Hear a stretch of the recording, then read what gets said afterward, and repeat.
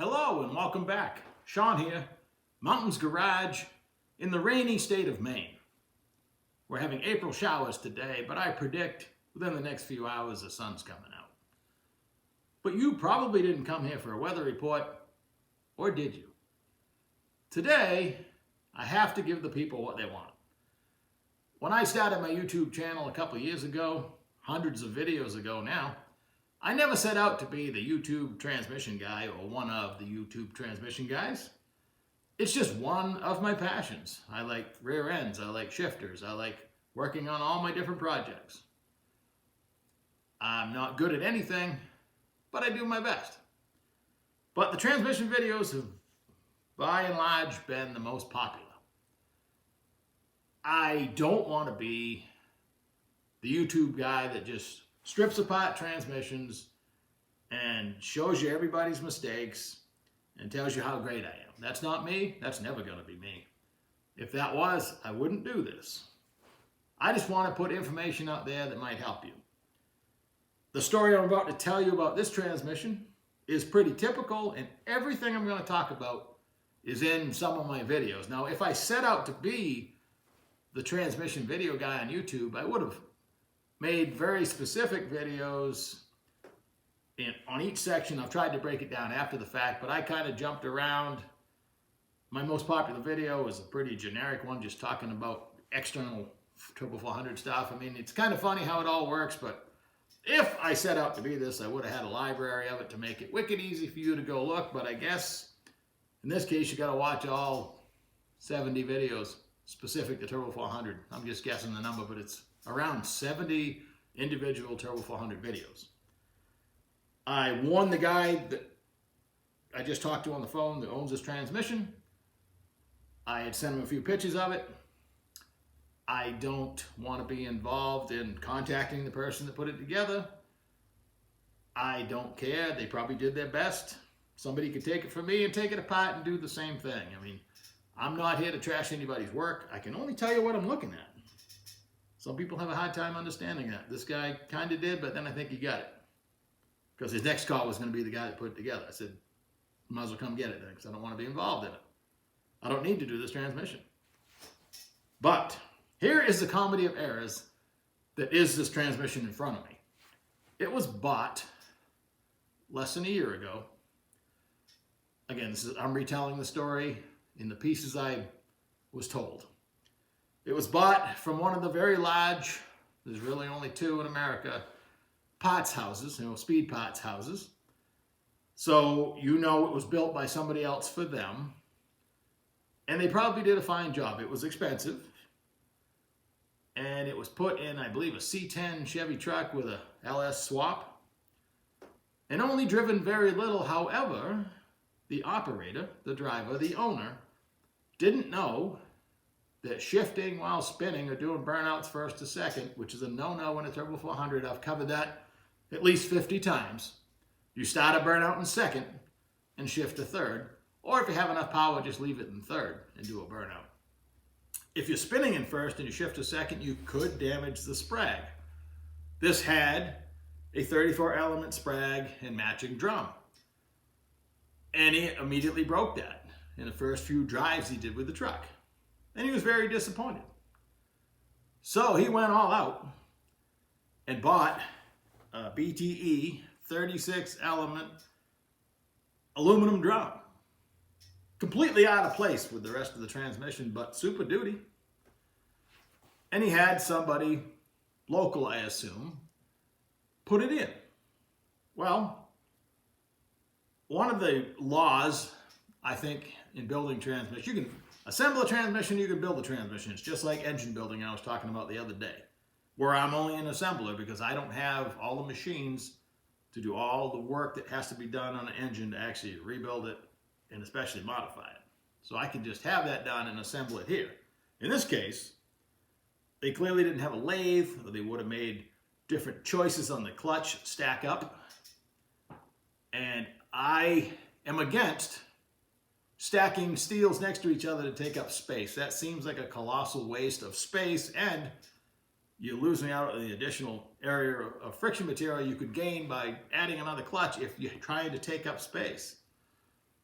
cut a little more off the piston, and instead of having 2 steels, have a steel and a clutch. But whatever, the clutch packs are pretty burnt, but I can see that that was the case here. I'm not sure exactly what happened in the direct, but we'll get to that. Unfortunately, by the time most transmissions show up here, there's been no diagnostic work. As we've talked about, if this was yours, the first thing you need to do is put a pressure gauge on it and see what happens when you put it in each gear, to see what happens to the pressure, to see if you have a massive hydraulic leak or what would have caused all this damage. Because after the aluminum direct drum was installed, it was only driven a couple times, a few miles, and to look at this stuff, you'd swear it'd been 100,000 miles. So it is in bad shape. So armed with 0 diagnostic work, all I can do is take it apart and try to do forensics like you do on a dead body. I'm trying to figure out why it died. All I have to do is figure that out as a builder and correct it and have it leave and never do it again. It seems impossible, but that is the life of a transmission builder. Very, very often this is the case, and seldom do you actually have accurate diagnostics and you can go in looking for a specific area of concern. Most of the time, you just got to go hunting for it. And to be honest, this one is kind of a mystery, but I think I got it figured out. Also, if you remember the Super Duty Pontiac transmissions, I stripped 3 of them last summer. I still have 3 more to strip. They all have had water in them. During that series of videos, I told you that the big transmission parts houses have to buy cores from all over, and most of them have been sitting outside. If they get a whole trailer load in from out west, they've probably been sitting outside in the junkyard or even around here in the east. That is the fate of the core transmission. Very seldom are they left on the cover. I try to avoid getting any of the water in them. But as I painfully went through the derusting process and sorting through what parts I could save and which ones I couldn't, I mentioned that that is what is the normal in these big transmission warehouses, just to keep up. I can show you an area of rust here that was clearly a spot where water sat in this transmission for a long time. Again, this transmission came from a major transmission, performance transmission builder, and they have to use stuff like that. It's usable, it's in there, but it's ugly. You can draw the rest, the conclusions for yourself from there. So this is what we're dealing with. This is normally when my audio goes berserk, but try to bear with me. The case was broken the last time the transmission was removed. So clearly that needs to be taken care of. The date code has been removed, which is typical of an aftermarket transmission when you buy it. It's a plastic vent. As you all know, I'm going to drill and tap that, but that's the way they leave them. It had studs on the back, like it might have been a brake drum transmission. Not necessarily a 475. A TH475 only comes in 14,000 GVW trucks with 19.5 wheels. Not in like the van chassis with a regular turbo 400 with a brake drum. So don't be fooled by the brake drum. I've covered that many times as well. So when the guy dropped it off, I could see that it had a case saver because there was a ton of silicone on the outside. It has AN fittings and only 6 pump bolts showing. So clearly we need to either put a bell housing on this case or change the case. Lucky for this guy, this is a potential 8-bolt case. It's rare that this one is still existing and it has a tapped hole not being used. And the boss, which is always there, is just not tapped. So this will easily be converted to 8 bolts, and I'm going to put a aftermarket bell housing on him for him. So that'll solve that problem. I've yet to develop the Smell-O-Vision app, but you can imagine what this smells like, judging by the looks. It smells bad. When I took the pan off and the filter, this is what it looked like. When I took the governor cover off, the tail housing, everything has a black stain where fluid sat, full of material, black, gross material. Clearly something had let go inside. The pump looks okay, but I can tell you this is an LS swap by the witness marks on the inner pump gear that the converter was pulled out way too far. That's not an issue with the problems, but it's an issue that needs to be dealt with. It has a JAGS XHD converter with probably the slip-on adapter that I do not like. The forward clutch looked pretty normal. I would have left the inner seal out, but that's just me. This piece has clearly been sandblasted or soda blasted. The clutch stack up, it had two steels next to each other and just about every brand of new and used clutch you can imagine. Again, they were fighting the stack up, but nothing necessarily went wrong here. It does have the billet forward hub with the bearing. I was unable to check end play because it was so bound up inside. I'll obviously check it when I put it back together, but the forward clutch, I will machine the piston, put the proper amount of clutches and steels in it. I don't believe anything here caused the drastic problem that we're looking at. The direct drum, however, there's two reasons why you should run an aluminum drum. One, they're lightweight. So if you are having sprag problems, the light weight of the drum is a lot easier on the sprag.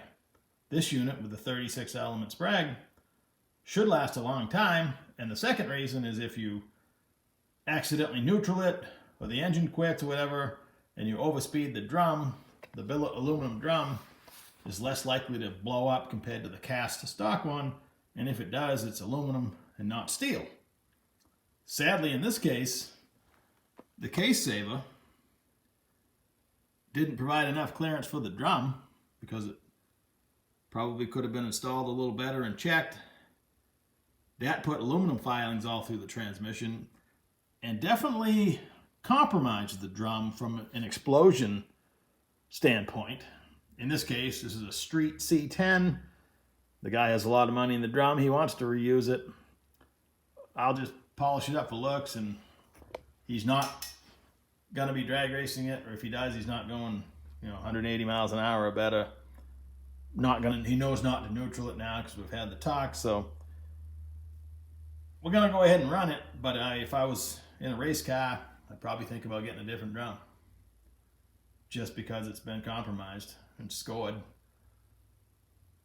At least it's in the lower part where it's got extra metal. I mean, I'm picking at it, but it's a shame it had to happen for something so simple. This should have been pretty obvious. The direct clutches are definitely a problem. They are smoked, beyond smoked. I can't even tell hardly what a clutch is and what a steel's other than the way they're splined.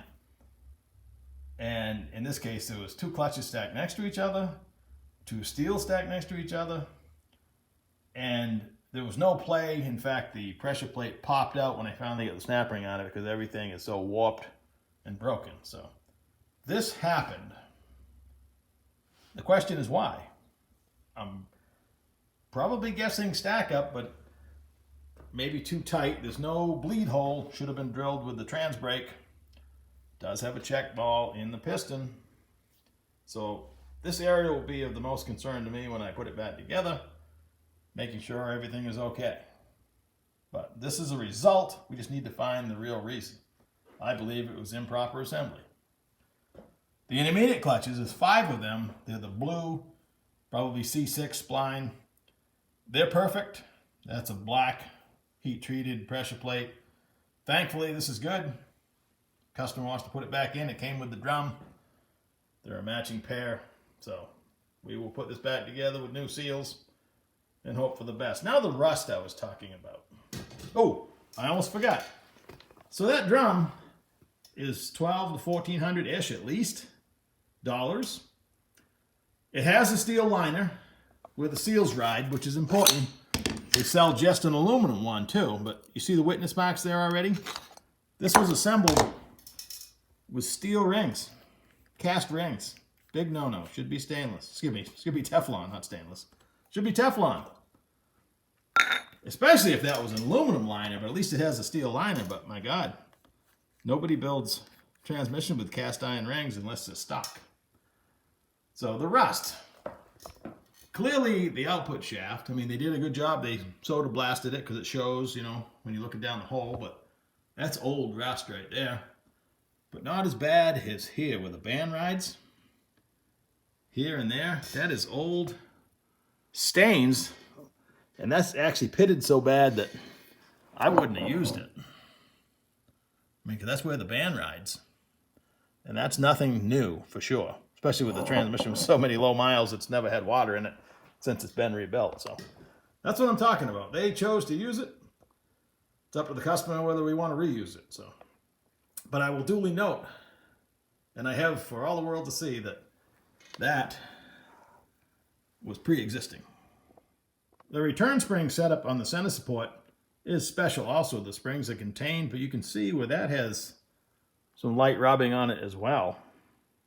So we need to find the reason for that as well. It has the billet internal brake that everybody sells. Summit, Jegs, Speedmaster, they're probably all the same. It's transmission specialties. There's no moving parts other than this and the trans brake valve, so that'll be easy cleanup at least. I much prefer when I strip apart a transmission with a problem that the problem is obvious. In this case, the result is obvious. The cause, I think I know, but I'll have to be super careful when I put it all back together to check everything, because I don't want this to come back this way. And again, knock on wood, none of them have. But I have to feel in my heart that I found it. So until such time, I will, again, check and recheck, air check, everything. When this thing leaves here, I have to be pretty confident it's going to work. I don't have a transmission dyno. Never will. Don't know anybody that, you know, would let me use one. So not an option. So